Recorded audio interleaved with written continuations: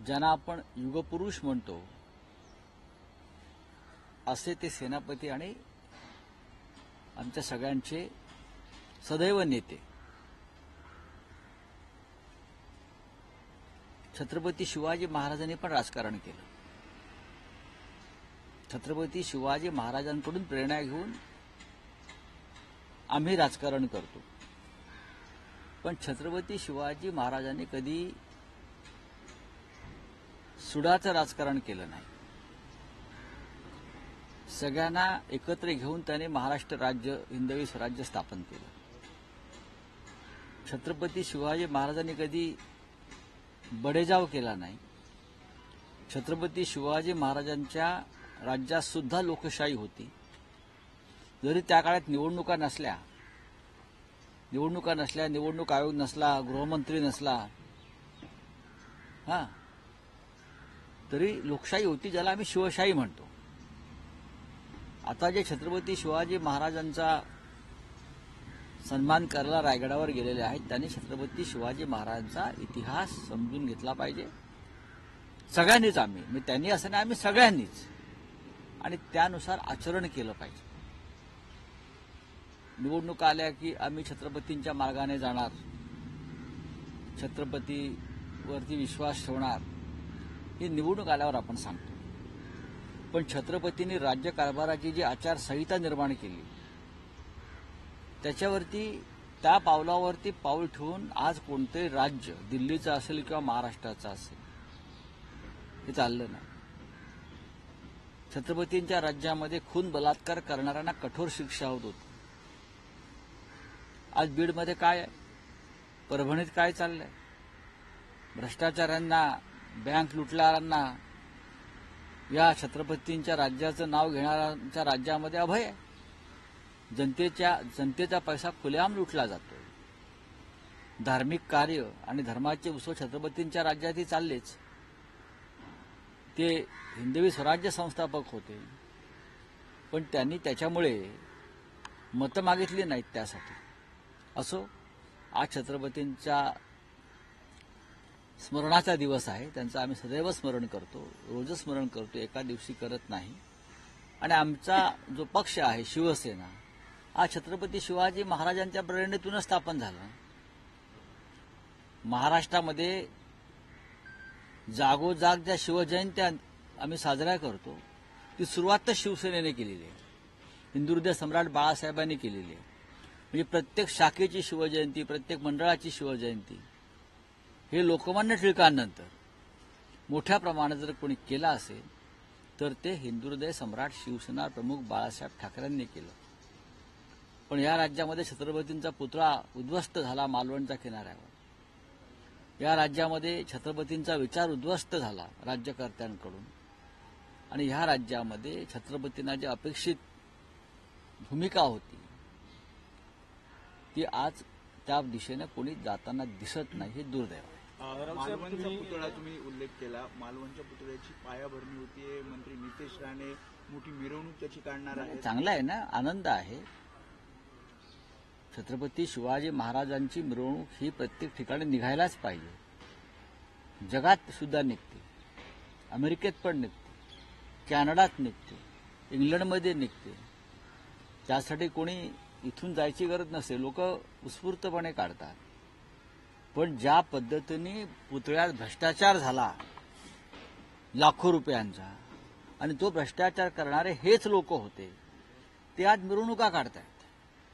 हे सरकार होतं, यांच्या काळात भ्रष्टाचार झाला आणि छत्रपती शिवरायांचा पुतळा एका क्षणामध्ये कोसळून खाली पडला. आणि महाराष्ट्राचं मन त्या दिवशी जे दुःखी झालं, त्या दुःखात महाराष्ट्र अखंड राहिला. आणि आज परत तुम्ही नव्याने पुतळा करताय, पण जे झालं त्याची जबाबदारी कोणी घेतली नाही. तेव्हा निषेध करायला जे आमचे लोक गेले, त्या रस्त्यात हे आडवे आले. छत्रपतींचा पुतळा ज्या पद्धतीनं पडला किंवा पाडला भ्रष्टाचारानं, त्याचा निषेध करायलाही ह्या लोकांनी दिला नाही आणि तिथे रस्त्यावर राडे केले. छत्रपतींच्या विचाराला हे अपेक्षित नाही ना, अजिबात नव्हतं. राऊत साहेब, एक काल तुम्ही ट्विट केलं आहे ज्याची खूप चर्चा आहे. तुम्ही ट्विटमध्ये असं म्हणतात की सरपंच संतोष देशमुख हत्या प्रकरणात आमदार सुरेश धस यांच्यावर आता कोणीच विश्वास ठेवणार नाही.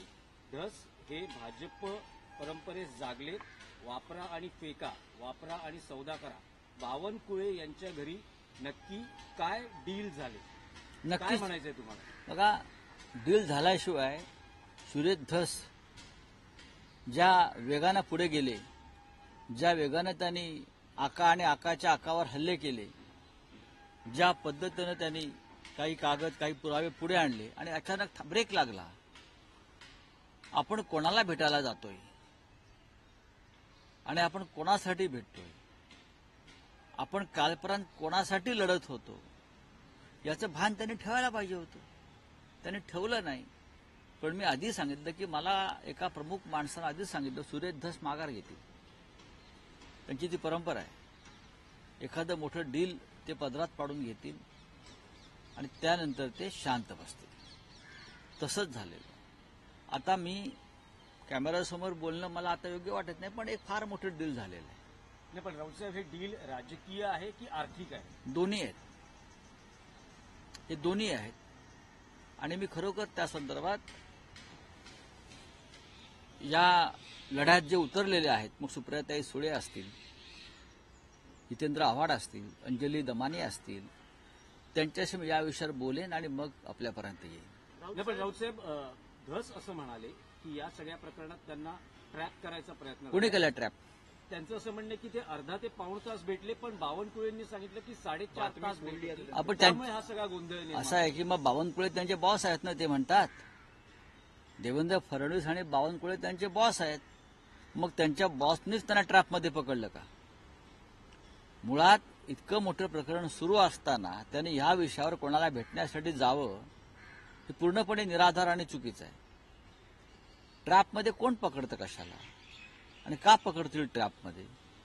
ज्या क्षणी तिकडे आकाचे आका आले, त्या क्षणी त्यांनी त्या बैठकीतून बाहेर पडायला पाहिजे होतं. ह्याला नैतिकता म्हणतात. आणि सांगायला पाहिजे होतं बाहेरून की माझ्या बाबतीत अशा प्रकारचा घात झालेला आहे आणि मला ट्रॅपमध्ये पकडण्याचा प्रयत्न झाला, म्हणून मी इथून बाहेर पडलो. हे असं असं झालेलं आहे. हिंमत आहे? आता कशाला आक्रोश करताय? नाही, पण फडणवीसांनी या भेटीचं समर्थन केलं. ते असं बघा, म्हणतात की फडणवीस हे राजकारणात गुन्हेगारांचं संवाद असला पाहिजे. संवाद राजकारणात असला पाहिजे, पण गुन्हेगारांशी असावा का? ज्यांच्यावर आरोप आहे, ज्यांचा राजीनामा मागितला जातो खुनाच्या प्रकरणामध्ये, त्यांच्याशी संवाद ठेवावा असं जर काही कोणाचं म्हणणं असेल तर या महाराष्ट्रामध्ये प्रत्येक गुन्हेगाराशी राजकारण्यांना संवाद ठेवावा लागेल ना. तुम्हाला गुन्हेगारी मोडून काढायची आहे ना, तुम्हाला खुनी आणि बलात्कारांना तुरुंगात टाकायचं आणि त्यांच्याशी तुम्ही संवाद ठेवा सांगताय. गृहमंत्र्यांना समजायला पाहिजे की ते नक्की कोणत्या प्रकारची विधानं करताय. त्यांच्याविषयी जो लोकांच्या मनात आदर आहे तो अशानं कमी होईल. नाही, पण या प्रकरणात फडणवीस असतील किंवा अजितदादा असतील, त्यांचं असं म्हणणं राहिलेलं आहे की हे टोलवाटोली करतायत, या कोर्टातून त्या कोर्टात बॉल टाकतायत. आम्ही लवकरच शिवसेनेचे सर्व नेते हा, हे बीडला जाणार आहोत. सर्व नेते, मी एकटा नाही, सर्व. आमचं काल एक बैठक झाली, त्यात ठरलं की आपल्याला बीडला जायचं आणि त्यानंतर आम्ही गेल्यावरती माननीय उद्धव ठाकरे तिकडे येतील. पण आम्ही देशमुख कुटुंबाची भेट जाऊन घेणार आहोत, कारण आम्ही वाट पाहत होतो. आम्हाला असं वाटलं की ज्या पद्धतीनं सुरेश धस किंवा इतर सगळे प्रमुख लोक या विषयाला आवाज उठवतायत, वाचा फोडतायत, संघर्ष करतायत, पण हा सगळाच एक घोटाळा आणि घोळ होता आल्यामुळे आम्हाला असं वाटतंय की ही वेळ आहे की शिवसेनेला आता ह्या विषयात लक्ष घालावं लागेल. आम्ही एकत्र घालू वाटल्यास. काल सुप्रियाताई सुळे सुद्धा जाऊन आल्या, इतर नेते जाऊन आले. कारण आता देशमुख कुटुंब खऱ्या अर्थानं निराधार आणि पोरकं झालेलं आहे. त्यांची फसवणूक झाली आहे. त्या 2 लहान मुलांची, त्या विधवा पत्नीची, त्या आईची फसवणूक झाली आहे, ही आमची भावना आहे. विकिपीडियावर कमाल आंधळे सापडत नाही असं ताई झालं, त्यांनी काल सांगितलं त्यांना काय सांगायचं ते. राऊतसाहेब, आणखी एक विषय आहे की देवेंद्र फडणवीस यांनी तीव्र शब्दात नाराजी व्यक्त केलेली किंवा संताप व्यक्त केलेला आहे. त्यांच्या मंत्रिमंडळ बैठकीचा अजेंडा लीक होतो आहे. उद्धव ठाकरे माननीय मुख्यमंत्री असताना सुद्धा त्यांच्या बैठकीतून अशा प्रकारचा अजेंडा लीक होत होता, प्रयत्न सुरू होता. आणि तेच लोक आहेत त्यांच्या सरकारमध्ये आहेत ना. फितूर इथे होते, तेच फितूर तिथे आहेत तुमच्या मंत्रिमंडळात. आणि फितूर त्यांचं काम योग्य प्रकारे करतायत.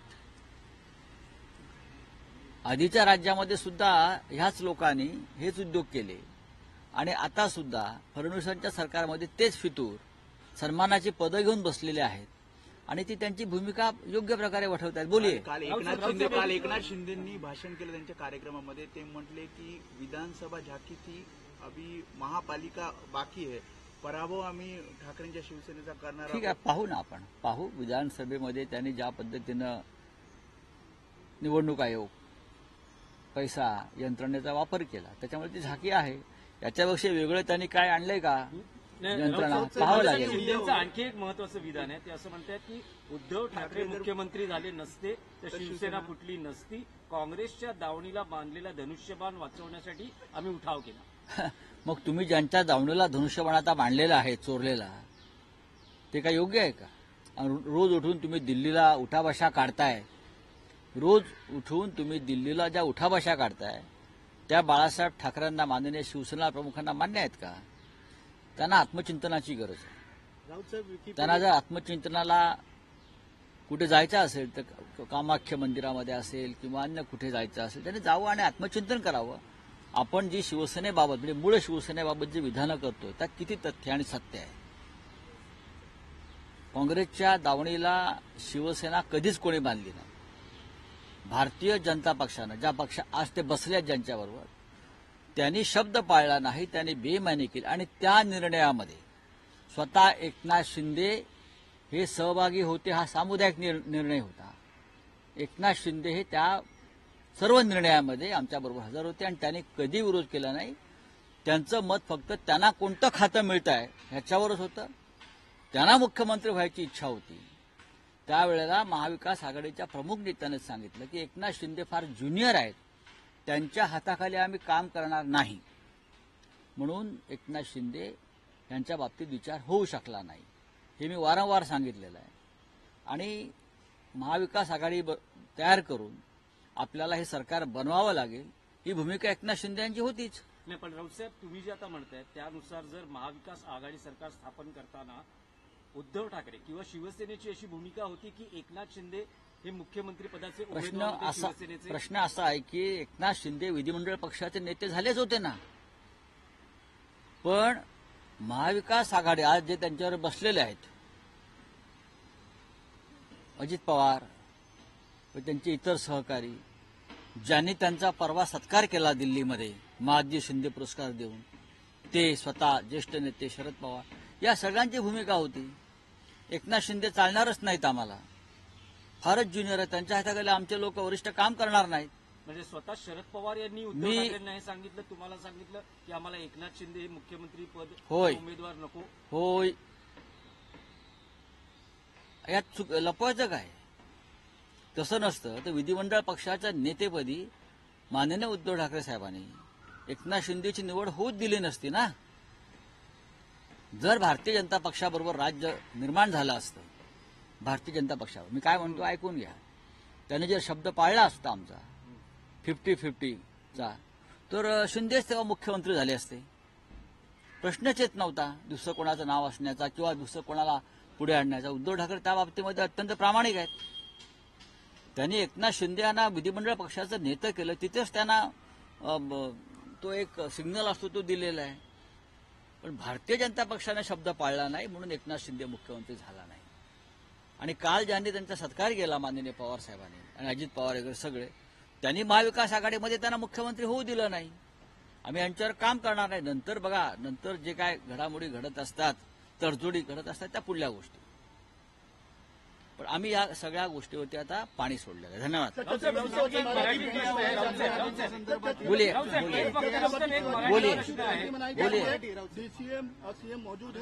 अरे भाई, मुख्यमंत्री उपमुख्यमंत्री सबको छत्रपति शिवाजी महाराज को अभिवादन करने के लिए रायगढ़ में जाना ही पड़ेगा ना.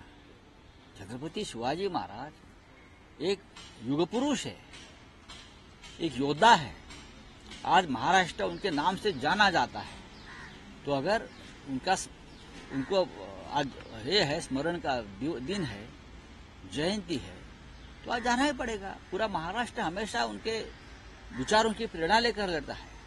लेकिन छत्रपति शिवाजी महाराज ने कभी बेईमानों को माफ नहीं किया और कभी बदले की राजनीति नहीं की।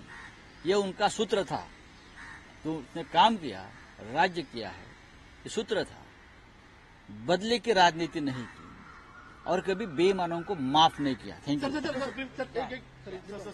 सुप्रीम कोर्ट में एकनाथ शिंदे ने कहा है अगर मुख्यमंत्री नहीं बनते, सर एकनाथ शिंदे ने कहा है अगर उद्धव ठाकरे मुख्यमंत्री नहीं बनते तो शिवसेना नहीं टूटती। एकनाथ शिंदे गलत बोल रहे हैं। उद्धव ठाकरे एकनाथ शिंदे जी को ही मुख्यमंत्री बनाना चाहते थे।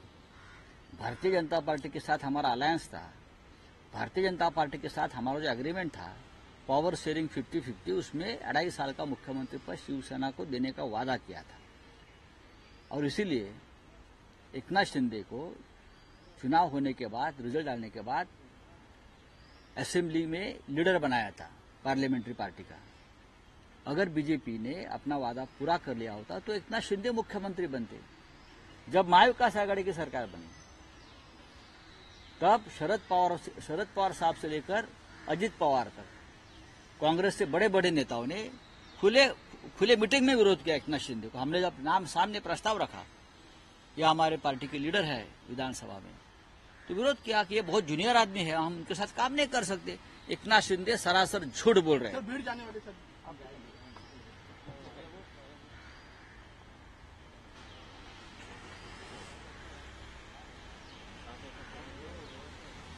काय रे? काय होतं?